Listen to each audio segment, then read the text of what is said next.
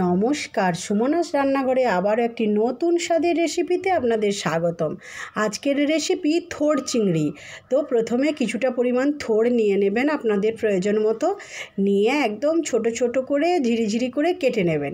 কেটে নিয়ে তাতে পরিমাণ মতো নুন হলুদ দিয়ে মেখে কিছু সময় রেখে দেবেন।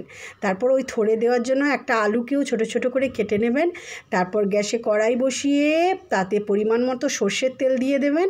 তেল দিয়ে তেলটা যখন ভালো করে গরম হয়ে যাবে, ওই কিছুটা পরিমাণ চিংড়ি মাছকে ভালো করে কেটে ধুয়ে পরিষ্কার করে নুন হলুদ দিয়ে মেখে হালকা করে ভেজে তুলে নেবেন। তারপর ওই কড়াই তেলে ওই যে থোড় আর আলুটাকে কিছু সময় ঢাকনা দিয়ে দিয়ে হালকা হালকা করে ভেজে নেবেন। তারপর ওই থোড়টা ভালো করে হালকা যখন দেখবেন হালকা হালকা সেদ্ধ হয়ে গেছে আলু আর থোড়, তখন ওই থোড়টাকে নামিয়ে নেবেন। নামিয়ে এদিকে একটা মশলা তৈরি করে নিতে হবে। 2টো কাঁচা লঙ্কা, ঝালটা আপনাদের পছন্দ মতো দেবেন, আর একটা বড় পেঁয়াজকে কুচি আর কিছুটা পরিমাণ গোটা জিরে দিয়ে সব কিছু একসঙ্গে সুন্দর করে একটা মিহি করে পেস্ট তৈরি করে নেবেন। এদিকে থোড়টা যখন ভাজা ভাজা হয়ে যাবে, তারপর থোড়টাকে নামিয়ে নেবেন। নামিয়ে তা এইরকম যদি থোড় চিংড়ি আগে বানিয়ে না খেয়ে থাকেন, একবার এইভাবে থোড় চিংড়ি বানিয়ে খেয়ে দেখবেন।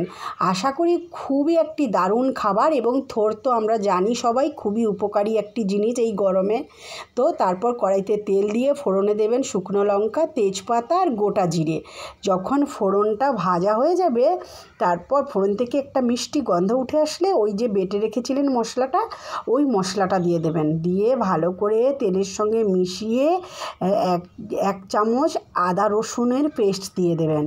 দিয়ে মশলাটাকে ভালো করে ভেজে মশলা থেকে যখন তেল ছেড়ে আসবে, তারপর ওই যে পরিমাণ মতো দিয়ে দেবেন তাতে হলুদ গুঁড়ো দিয়ে আবারও মশলা ভালো করে কষিয়ে নেবেন। কষিয়ে ভালো করে মশলা কষানো হয়ে গেলে ওই থোড়টা দিয়ে দেবেন, ভেজে রাখা থোড় দিয়ে আবারও ভালো করে মশলার সাথে থোড়টাকে মিশিয়ে নেবেন। মিশিয়ে কিছু সময় ঢাকনা দিয়ে দিয়ে রান্না করবেন। রান্না করলে দেখবেন থোড় আর আলু একদম খুব সুন্দর করে সেদ্ধ হয়ে গেছে, কেন প্রথমে তো একটু ভাজা ভাজা করা ছিল, তো খুব কম সময়ে রান্নাটা হয়ে যাবে।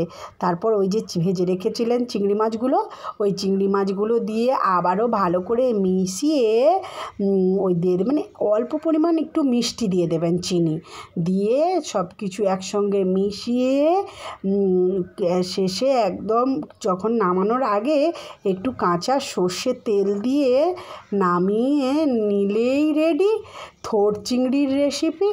একবার এইভাবে বানিয়ে খেয়ে দেখবেন। ভালো লাগলে লাইক কমেন্ট সাবস্ক্রাইব করে পাশে থাকতে ভুলবেন না যেন। আর এক পদেই আপনার প্লেট খালি হয়ে যাবে, আপনি বুঝতেই পারবেন না।